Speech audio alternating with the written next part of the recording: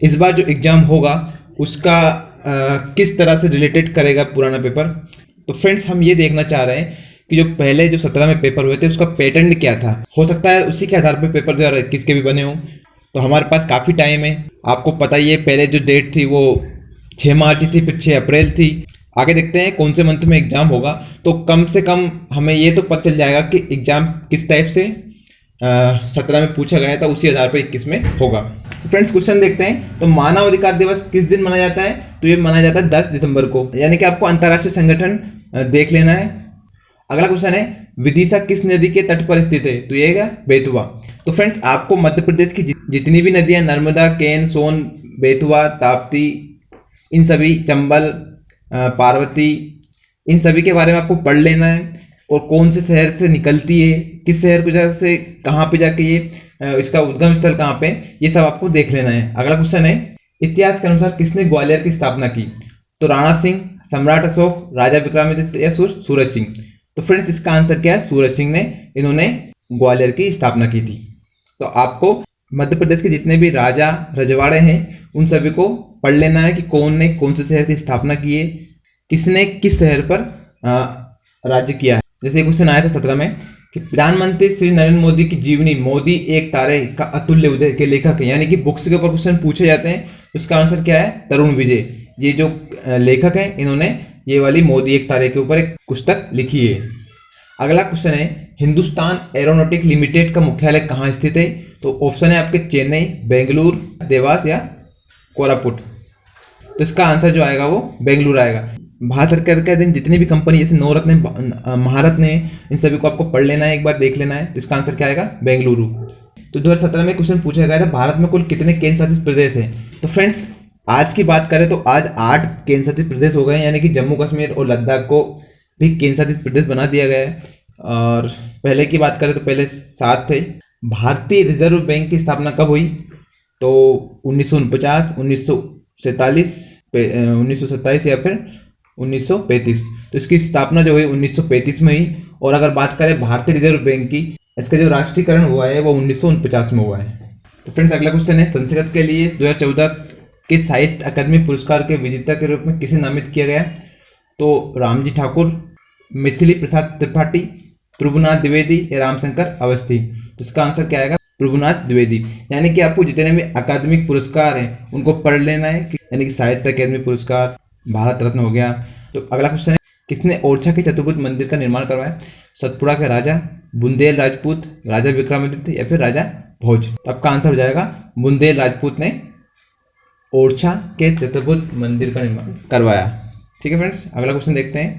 तो भारतीय सेना के प्रमुख कौन है? आज जो थल सेना अध्यक्ष हैं वो जनरल मनोज मुकुंद नरवणे जी हैं। ये 2017 का है, तो इसलिए ये सब ऑप्शन अब काम के नहीं रहे। जैसे अगला क्वेश्चन है भारत की परमाणु सक्षम मिसाइल अग्नि 5 का 2016 में खालिस्तान से परीक्षण किया गया। तो फ्रेंड्स व्हीलर द्वीप जो कि उड़ीसा में है उसका नाम बदलकर क्या कर दिया गया है? उसका नाम बदलकर अब्दुल कलाम द्वीप कर दिया गया है, जो कि उड़ीसा में स्थित है। यहाँ से जितनी भी मिसाइलों का परीक्षण है वो किया जाता है। तो क्या आंसर आएगा? अब्दुल कलाम द्वीप, जिसको व्हीलर द्वीप बोला जाता था पहले। यानी कि राष्ट्रीय प्रतीक पर निम्न से कौन से शब्द अंकित होते हैं? आपने कहीं भी देखा होगा तो क्या लिखा रहता है? सत्यमेव जयते लिखा रहता है, कि वंदे मातरम लिखा रहता है, कि जन गण मन लिखा रहता है, कि भारत माता की जय। तो फ्रेंड्स सत्यमेव जयते ये भारत की राष्ट्रीय प्रतीक चिन्ह है, जिसको हम बोलते हैं सत्यमेव जयते। सुशासन दिवस भारत के पूर्व प्रधानमंत्री खालिस्तान के जन्मदिन पर आयोजित किया जाता है।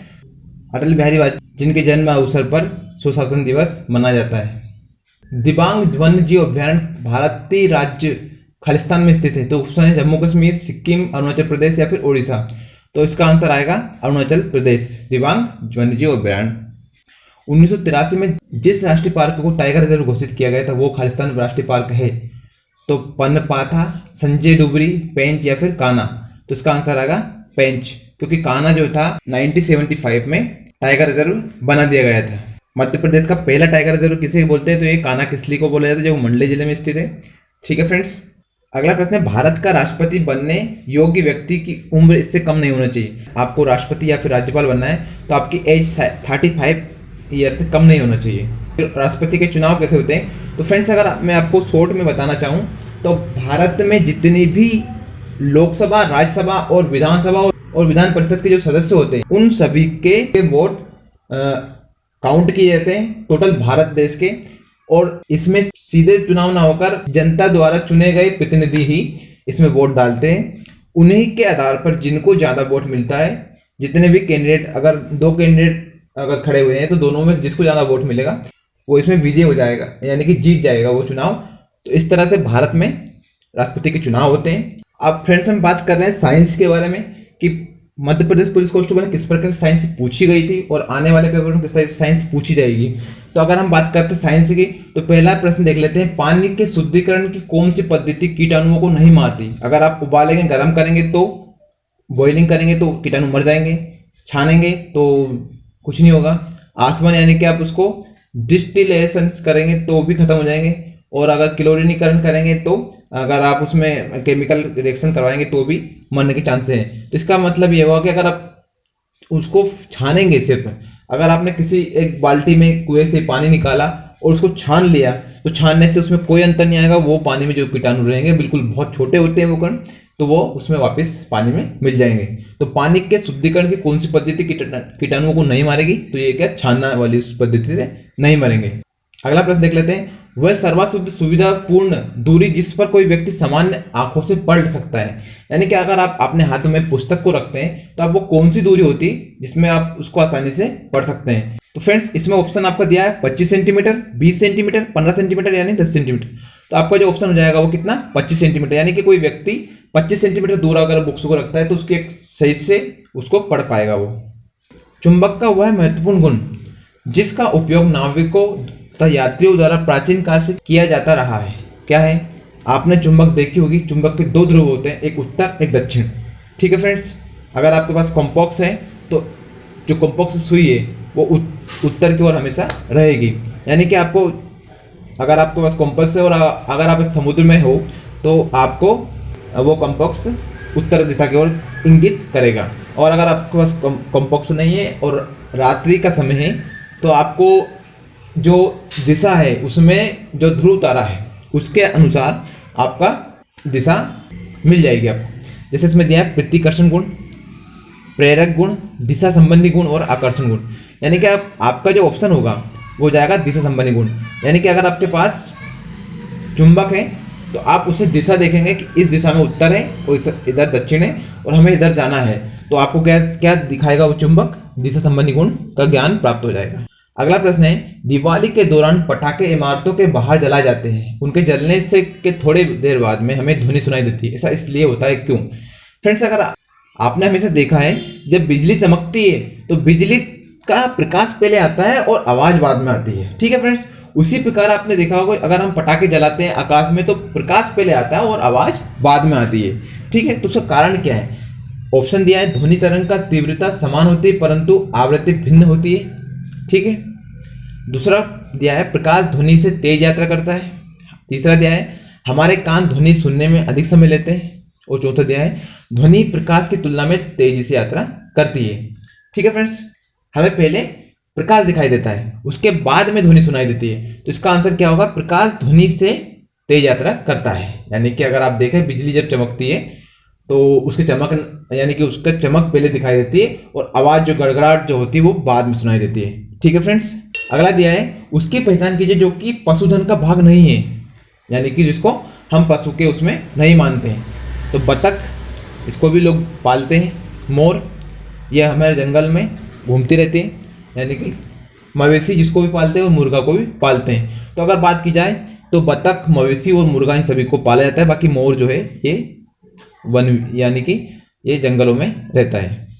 ठीक है फ्रेंड्स, अगला प्रश्न है पशुओं में न पाए जाने वाले ऊतक का नाम बताइए। तो ऑप्शन है वसी ऊतक, विभोजक ऊतक, पार्श्वतंतु ऊतक या फिर संयोजी ऊतक। इसका आंसर हो जाएगा विभाजक ऊतक। अगला क्वेश्चन दिया है कि आरोही क्रम में समय की सही इकाइयों का चयन कीजिए। आरोही क्रम यानी कि 1 से लेकर 1 2 3 यानी छोटे से बड़े की ओर चलना है अपने को। ठीक है फ्रेंड्स, आपको हमेशा कंफ्यूज होता है कि अवरोही और आरोही। तो अवरोही माने अपने को, अवरोही अगर आ जाए तो बड़े से छोटे की ओर जाना है और आरोही आ जाए तो छोटे से बड़े की ओर जाना है। तो इसमें दिया है आपको सबसे छोटा क्या होना चाहिए, सेकंड होना चाहिए आपके पास। सेकंड है आपके पास, सब में सेकंड दिया है। उसके बाद आपको मिनट मिलना चाहिए। तो इसमें मिनट है क्या? इसमें भी नहीं है, इसमें है मिनट, है ना। मिनट के बाद क्या होना चाहिए? घंटा होना चाहिए। घंटा हो गया। घंटा के बाद दिन होना चाहिए। दिन के बाद महीना होना चाहिए। और महीना के बाद वर्ष, यानी कि आपका तीसरा ऑप्शन राइट हो जाएगा।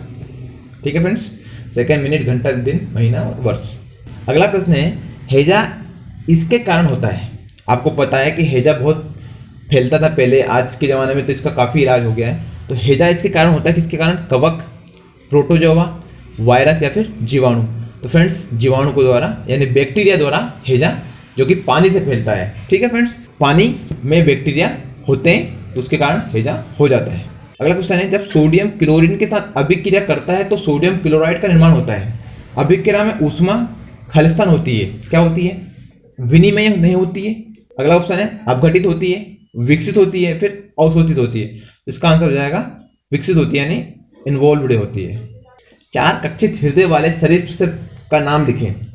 वेरनस, छिपकली, गिरगिट या फिर मगरमच्छ। तो उसका आंसर आएगा क्रोकोडाइल, यानी कि मगरमच्छ के 4 कक्षित हृदय वाले सरीसृप, यानी कि 4 कक्षित हृदय वाले सरीसृप का आंसर जो होगा वो मगरमच्छ यानी क्रोकोडाइल होगा।